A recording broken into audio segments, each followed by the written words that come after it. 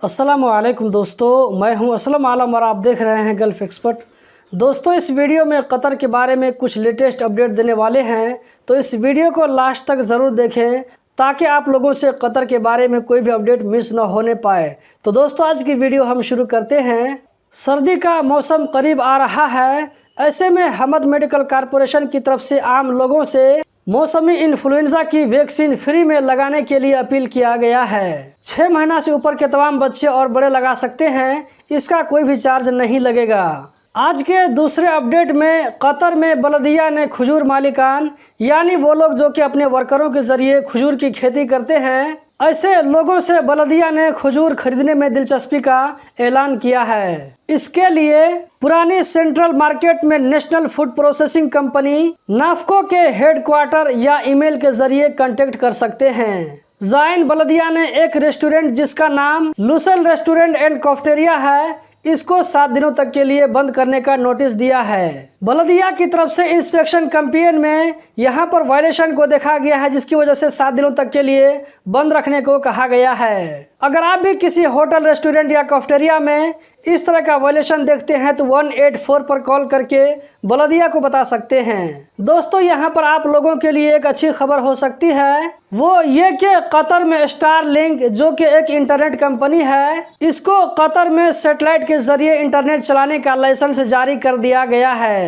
उम्मीद है कि आने वाले दिनों में जब इसकी सर्विस स्टार्ट होगी तो इंटरनेट के पैकेजेस में कुछ कमी देखने को मिले, इसका चांस है, लेकिन हम अभी कंफर्म नहीं कह सकते हैं। स्टारलिंक सैटेलाइट के जरिए इंटरनेट से वो लोग भी फ़ायदा उठा सकते हैं जो कि कतर में सिटी से बाहर रहते हैं, जंगलों में रहते हैं, खेत खलियान में रहते हैं, जहां पर वाईफाई लगवाना मुश्किल है, वो लोग डाटा को यूज़ करते हैं और वो भी बहुत ही मुश्किल से। तो ऐसे लोगों के लिए एक अच्छी खबर हो सकती है आने वाले दिनों में, क्योंकि इसके ब्रॉडबैंड पैकेज को खरीद करके वाईफाई जैसा फ़ायदा उठा सकते हैं। दोस्तों, आखिर में मैंने जो बात कहा है वो मैंने अपनी तरफ से कहा है, इसका बहुत ज़्यादा चांस है ऐसा होने का। इसके बारे में कंफर्म या गारंटी के साथ में नहीं कह सकते हैं। इसके बारे में जो भी अपडेट आते रहेंगे तो आप लोगों के साथ में शेयर करते रहेंगे।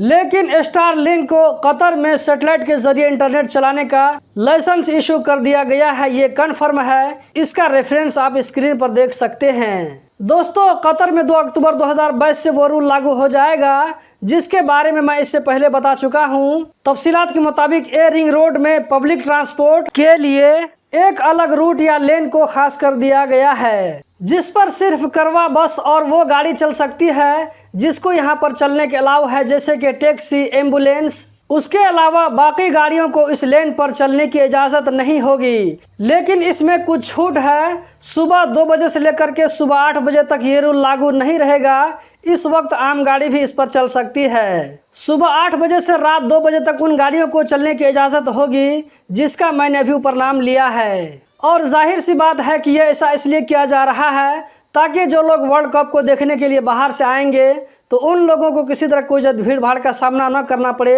उन लोगों को आने और जाने में आसानी हो। तो दोस्तों, यही थी आज की वीडियो। उम्मीद करता हूँ ज़रूर पसंद आई होगी। इस वीडियो को लाइक करके आगे शेयर करना मत भूलें। इस वीडियो को देखने का बहुत बहुत शुक्रिया।